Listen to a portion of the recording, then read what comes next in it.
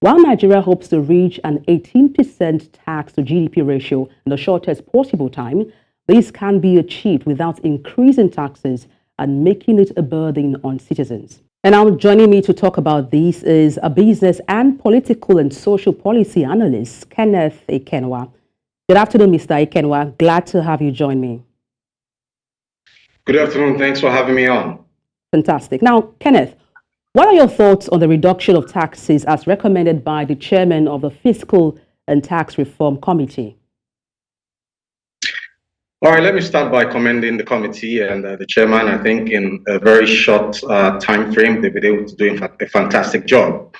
Nigeria happens to be one of the most overtaxed countries in the world, and the citizens pay a lot for that. We have different forms of taxation.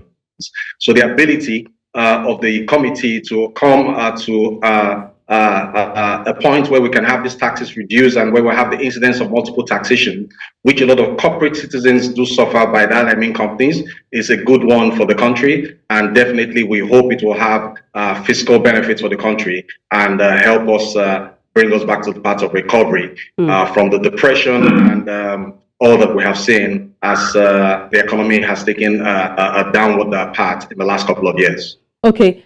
In view of our present economic realities, do you think this will have any impact whatsoever on disposable income of the average Nigerian? Well, when tax reforms are introduced, we need to go back to the father of economics, Adam Smith, who introduced what he called the 4 canons of taxation to actually evaluate whether these tax reforms and the tax laws are actually going to be of maximum benefit to the entire society and have a multiplier effect on boosting the economic growth and development of the country. And the 4 basic canons are equity, certainty, convenience, and efficiency.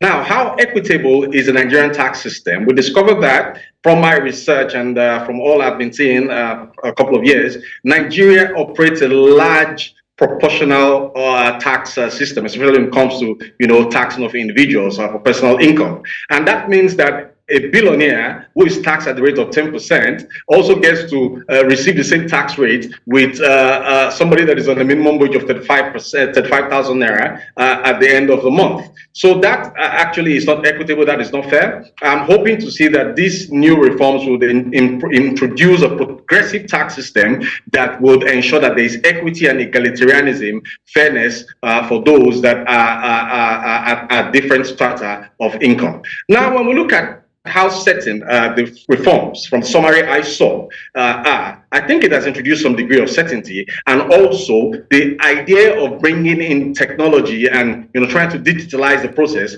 means that it will become more convenient for Nigerians to pay their taxes. And the major challenge for me will be how efficient, the reforms will actually be. And by that, I mean that we hope that at the end of the day, the mechanisms that will be put in place as a result of these reforms will not now be more expensive in terms of getting them institutionalized than the taxes that will actually be recovered. So if these new reforms come, and for instance it adds about 1 trillion in revenue to the government's revenue purse, and you now come back to tell us that you actually spend 900 billion to actually implement the reforms or to actually derive the tax, that is not efficient enough. So that will be going forward the basis on which we can actually rate the success of these reforms that are about to come into play.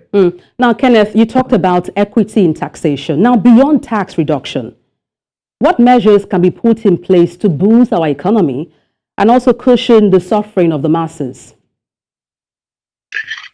All right, it's very important that we have a sustainable and dependable tax system.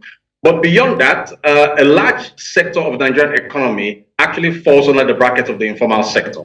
And you discover that it is a sector that is not, it's widely outside the tax net. But beyond that, there's a need for us to create incentives and also to promote education, tax education, and financial literacy amongst the teeming millions of Nigerians out there. So what that means is that when the Nigerian populace is better educated and when they begin to see the benefits of taxations and not just the burden of taxation, that will help drive the revenue for the government. But much more than that, we need an enabling environment that will ensure that businesses will thrive, individuals will thrive, and that will drive the flexibility of the system and the willingness of the people to actually pay their taxes and be certain that what they give is static, and what they give, even though flexible over time, is beneficial in both the short run and the long run.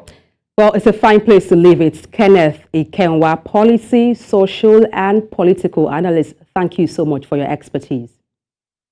Thanks for having me on.